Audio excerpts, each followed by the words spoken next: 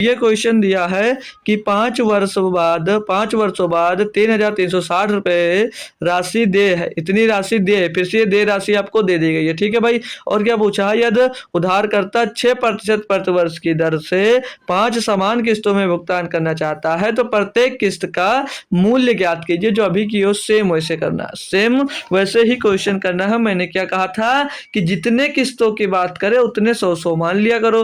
तो पहली किस्त 100 रुपए की होगी, दूसरी किस्त होगी वो भी 100 रुपए की, तीसरी किस्त वो भी 100 रुपए की, 100 मान लेना हर एक किस्त। क्यों मानते? क्योंकि कैलकुलेशन थोड़ा आसान कर देता है। तो हमने 5 किस्तें मान ली 100 रुपए की। अब मैंने क्या बताया, अगर जो दूसरे साल की किस्त है भाई, दूसरे साल की किस्त अगर पहले साल में दोस्त नहीं, यहाँ से पीछे से मैं काउंट कर रहा हूँ, ठीक है, पीछे से।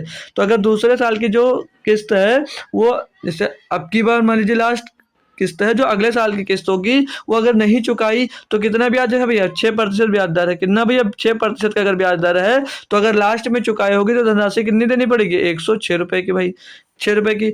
अगर यहाँ पर भैया है कितने साल? 2 साल पहले, 2 साल की अगर धनराशि नहीं चुकाई तो उस पर कितने साल का ब्याज लग जाएगा भैया? 1 साल ये और 2 साल, 2 साल का ब्याज लगेगा नहीं लगेगा भाई? जी सर, 2 साल का ब्याज लगेगा। तो कितना ब्याज लगेगा? 6 दूनी 12, 12% का ब्याज लगेगा।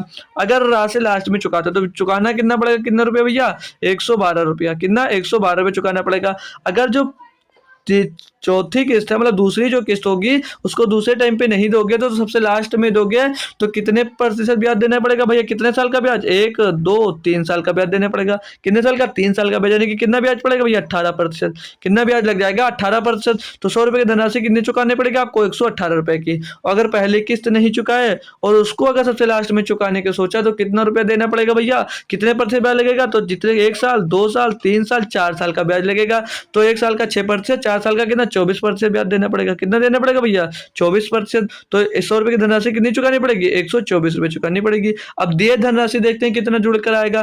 तो 0, 6, 8, 8, 16, 4, 20, 20 का 0 हासिल आ जाएगा। 2, 2, 2, 3, 3, 1, 4, 4 और 2, 6, 6 का 0 हासिल आ जाएगा भाई। कितना? नहीं, कुछ नहीं आएगा भाई, 6 ही होगा। 1, 2, 3, 4, 5, बाकी है 560 आ गया। अभी जो 560 है ये दिए धन आया, और दिए धन क्वेश्चन में कितना दिया मेरे दोस्त? 3360। यानी कि जो 560 का मान है, जो 560 का मान है वो कितना? 3360 है। कितना भैया? 3360 है या नहीं भाई? क्लियर करेंगे तो 1 का मान निकालेंगे। 1 का मान निकालेंगे तो क्या आ जाएगा? 3360, 3360 बट्टे में 2 आ जाएगा, 560 आ जाएगा भाई, ठीक है। तो ये 0 से ये 0 खत्म, और 56 छक्का होता है 336। तो 1 का मान क्या मिल जाएगा भैया? 6 मिल जाएगा। आपसे क्वेश्चन में क्या पूछा था? आपसे क्वेश्चन में मेरे दोस्त क्या पूछा है? पूछ रहा है कि तो प्रत्येक किस्त का मूल्य ज्ञात कीजिए। प्रत्येक किस्त थी कितने की भैया? 100 रुपए की थी या नहीं थी? 100 रुपए की थी या नहीं थी? अभी क्वेश्चंस मिलेंगे जिसमें किस्तें उनकी दोस्त बराबर नहीं होंगी। तो प्रत्येक किस्त की बात पूछ रहा, तो एक किस्त कितनी थी? 100 थी भैया। तो 1 बराबर 6, तो 100 बराबर क्या होगा? 100 गुणे 6 यानी कि 600 आ जाएगा। कितनी हो जाएगी भैया? 600 रुपए की। किस्त कितनी रही होगी? 600 रुपए की रही होगी। अब क्वेश्चन थोड़े बहुत दोस्त आपके समझ में आने लगे होंगे भाई, ठीक है। Next question